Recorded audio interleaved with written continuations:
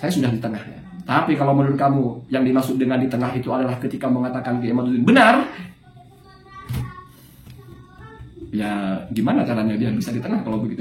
Seandainya anggap saja saya ini adalah orang yang tidak membela pihak manapun, artinya saya hanya ingin menyampaikan sebuah edukasi di dalam polemik nasab ini, maka kamu perhatikan narasi saya pelan-pelan. Di dalam kehidupan ini, kita itu biasanya ketika menerima informasi, maka informasi itu sifatnya ada yang mungkin kita sudah mengetahui tentang hal itu, sehingga ketika muncul berbagai informasi, kita bisa tahu mana yang benar, mana yang salah. Maka kalau kita posisinya adalah tahu dengan apa yang diinformasikan itu, kita tidak perlu lagi melihat siapa yang bilang, tapi kita sudah punya tolak ukur independen. Misalnya berkaitan dengan pengetahuan-pengetahuan dasar dalam agama. Ada orang yang mungkin nampak bodoh atau perilakunya bejat, tidak mencerminkan sebagai orang yang baik. Lalu dia bilang, kamu harus menghormati orang tuamu. Maka di bagian ini, kita pakai prinsip undur makola wala tandur mankola. Kamu perhatikan apa yang terucap atau apa yang diucapkan, abaikan siapa yang bilang. Karena kamu sudah punya pengetahuan tentang apa yang diucapkan itu. Ambillah hikmah itu dari manapun ya. Kamu melihat ada yang keluar dari lubang kemaluan ayam, asalnya kan itu sama keluarnya dengan tai ayam. Tapi yang keluar telur, tidak lalu kamu buang hanya karena sama tempat keluarnya. Kamu tetap punya keawasan, punya logika, punya standar untuk memastikan ini tempat keluarnya sama, tapi nilainya beda.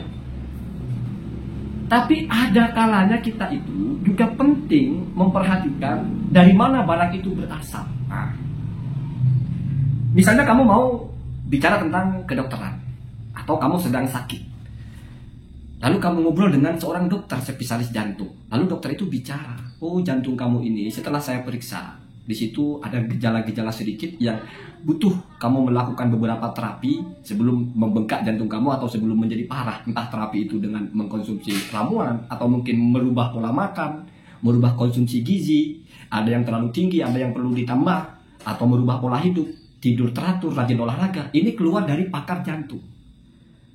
Sementara kamu tidak tahu persis kebenaran dari hal itu. Lalu kamu dengar dari tetangga kamu yang mungkin juga orang pintar tapi tidak paham masalah jantung atau bukan pakar jantung. Tapi mungkin dia punya kepakaran di bidang yang lain. Lalu dia menasihati kamu yang bertolak belakang dengan nasihat-nasihat dokter. Kira-kira kamu lebih memilih yang mana? Satu. Yang kedua, kira-kira apa yang akan kamu telisik pertama kali? Masalah siapa yang bilang atau apa yang dibilangkan? Atau apa yang diucapkan? Mestinya kalau kita normal, kita akan berpikir apa yang dia bicarakan saya tidak bisa periksa. Karena ini bicara masalah teknis, masalah jantung, masalah pengetahuan jantung. Di mana dia paham itu, dia belajar masalah itu. Kalau saya bandingkan dengan bahasa tetangga saya, dia kan nggak belajar masalah jantung. Dia mungkin hanya baca-baca di YouTube, hanya baca-baca di koran atau apa. Saya juga bisa kalau hanya baca-baca. Tapi yang expert di bidang jantung kan orang ini. Mesti kalau kita sehat, kita lebih percaya kepada yang berasal dari orang ini. Walaupun kalau materi pembicaranya mungkin kita tidak tahu, masih gamang. Mana yang lebih benar? Ini masuk kepada apa yang diucapkan oleh atau dituliskan oleh Imam Khatib Al-Baghdadi ya, dalam kitabnya Al-Kifayah fi Riwayah kalau tidak salah. Masyhur sekali di situ. Yang paling populer yang dari ucapannya Ibnu Sirin ya. Padahal di situ bukan hanya Ibnu Sirin ya, ada banyak sekali yang menasihatkan apa itu. Bahwasanya ini kan bicara masalah riwayat hadis ya. Hadis ini adalah dinun, agama ya.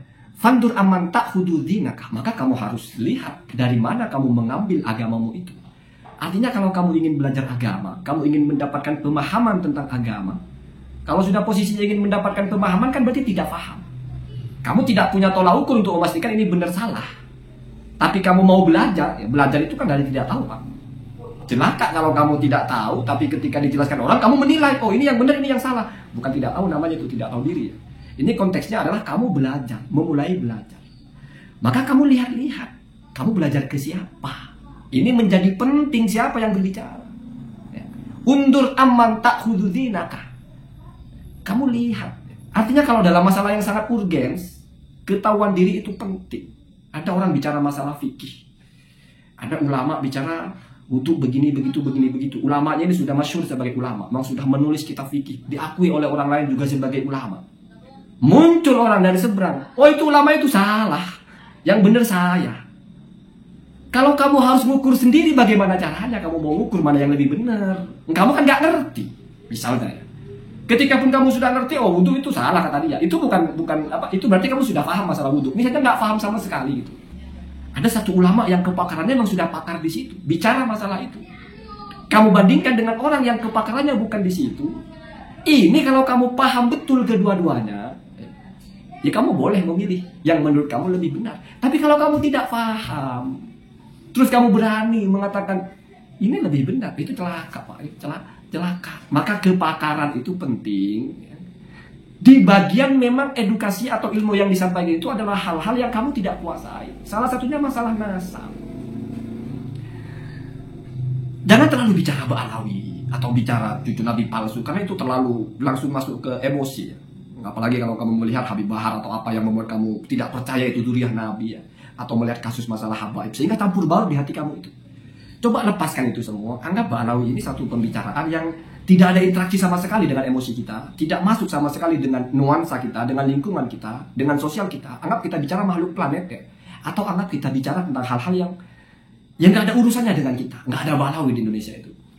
Lalu ada pendapat para pakar, bukan cuma satu, semua pakar bertentangan dengan pendapat segelintir orang.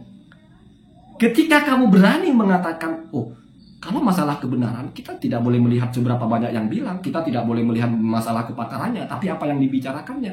Itu berarti kamu posisikan pembicaraan masalah nasab ini sebagai sesuatu yang sudah kamu paham betul-betul, sehingga kamu sudah punya self-detector. Kamu sudah bisa mendeteksi sendiri mana yang lebih benar, sehingga kamu sudah tidak penting dari siapa.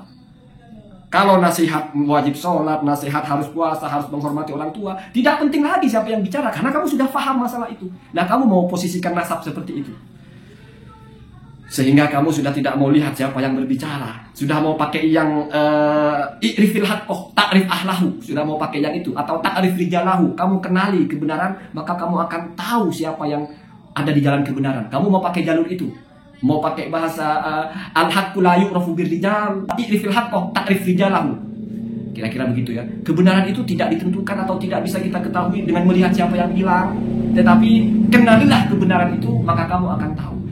Pertanyaannya, dari mana kamu mau mengenali kebenaran? Dari mana kamu mau tahu apa tentang nasab ini yang benar? Bagaimana nasab disebut batal? Bagaimana nasab disebut sahih? Kamu tahu dari mana? Kalau nggak dari ulama-ulama nasab itu, dari ulama-ulama yang memang hidup mati dalam masalah nasab, mereka turun-temurun ikut kitab nasab, bagaimana metodologi nasab.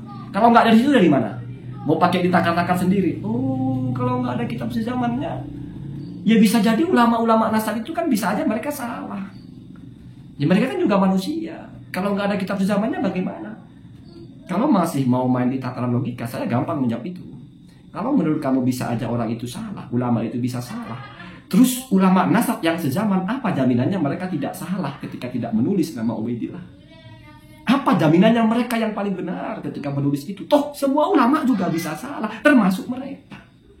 Maka kalau sudah seperti ini posisinya, kita menghitung mana pendapat yang diakui, mana pendapat yang sudah masyhur, mana pendapat yang sudah dirilis oleh para pakar, mana yang bukan. Maka di sini kamu jangan kedepankan logikanya sendiri, tapi kamu kedepankan dari siapa kamu mendapatkan ilmu itu. Karena kita mau mengakses sejarah yang lama sekali, sudah ribuan tahun, tiba-tiba kamu lebih percaya dengan orang-orang yang menyelisihi semua pakar. Ini masalah sebetulnya.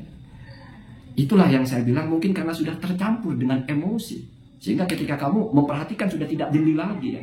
Gitu ya kira-kiranya. Kalau saya misalnya mau di tengah, ini saya sudah di tengah ya. Saya sudah di tengah ya. Tapi kalau menurut kamu yang dimaksud dengan di tengah itu adalah ketika mengatakan Kiai Imaduddin benar, ya gimana caranya biar bisa di tengah kalau begitu ya? Allahumma adina.